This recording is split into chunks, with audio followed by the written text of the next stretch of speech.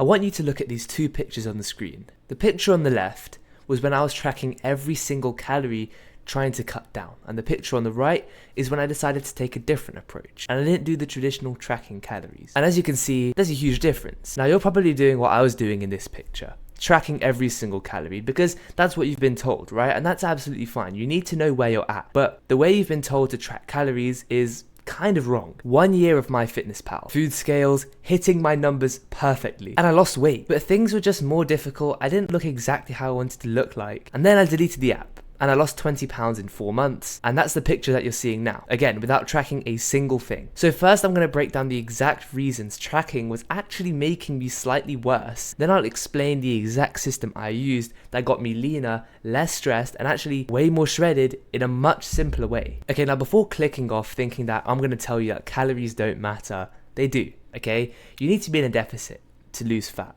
And I talked about this in my last video. That's non-negotiable, and people get it twisted where they think I'm telling people to, not track anything, be in a huge surplus, whatever. But here's what no one talks about. The act of obsessively tracking calories was actually making me fatter. And if you're a high-stress entrepreneur or whatever it may be, this is probably destroying your progress too, and let me explain. First, I was so focused on hitting my calorie target that I kind of forgot about everything else. I was looking at this number of, 1,800 calories or I believe it was 2,300 calories for me, and I would just hit that target in whatever way I could. The problem was, yes, I'd hit the 1,800, 2,000 calorie, whatever it may be, but I was eating low quality, unsatiating foods, so I'd hit my target and then I'd be starving like not even an hour later. But my app said it was fine, right? So everything's fine. The second is stress. This is more of a problem than people think. Where every time you're out, every time you're, doing whatever you may need to do, you're so focused on needing to eat a specific amount that you don't even allow yourself a small amount of this or a small amount of that. The constant mental taxation was spiking my cortisol.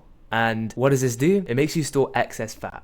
Again, not ideal for what we're trying to do. And the third, and maybe the most important thing, is metabolic adaptation. So when you're really rigid with your calories, your body naturally adapts to function on just those calories. So if I'm eating, let's say 2,300, then my body will learn to adapt to 2,300. Another thing is my NEAT, or my non-exercise activity thermogenesis, decreased. I was taking 3,000 steps a day because I was exhausted and I was trying to conserve energy just because I had to function on such low calories. And then fourth is the inevitable binge, okay? And this happens to everyone that's really strict with their diets. So on a Friday or a Saturday, or even evenings on a regular day, I'd eat a bunch of stuff sometimes, and that would completely destroy all the hard work that I'd been putting in. So, what changed? Well, it wasn't working. This over-obsessive, tracking calories, trying to be in a calorie deficit just with my food, actually got really, really tiring. I couldn't lift as heavy, I didn't really have much energy, and also the tracking alone was, it's a task on its own. For most people, they can't track every day, and sure, there's apps like Cal.ai, but let's be honest, they're not accurate. So I decided, let me try a different approach, because at the end of the day, all we care about is net calories. So rather than just calorie counting and try and be so specific with the calories, let me try something different. This is where I tried something that I call calorie awareness. Okay, so here's exactly what I did. Number one is prioritize protein. So rather than having to track everything, because I didn't want to do that, I decided, you know what, screw it. Instead of sticking to exactly what I'm being told to stick to, let me prioritize protein. So obviously we're told 1 gram of protein per pound of body weight. So okay, cool. Let's say I need 200 grams of protein. What I'm going to do is I'm going to split that between, let's say, 3 meals, which is roughly 66 grams of protein per meal.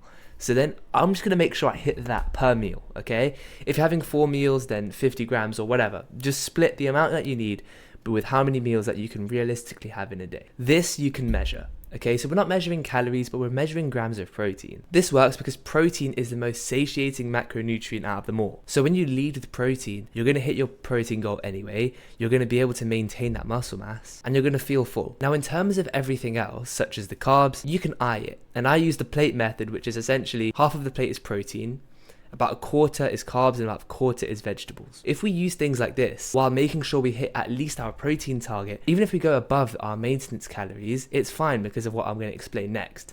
But this way, you hit your protein target, you'll be around your maintenance, which should be roughly the goal, maybe slightly above is fine. But here's the most important part. Because we're not being really specific with how much we're eating in terms of calories, we're going to focus more on movement than tracking calories. So let's say we track 200 grams of protein, or we make sure we have at least 200 grams. And let's say in terms of our total calories, maybe we have 200 over our maintenance. That's fine.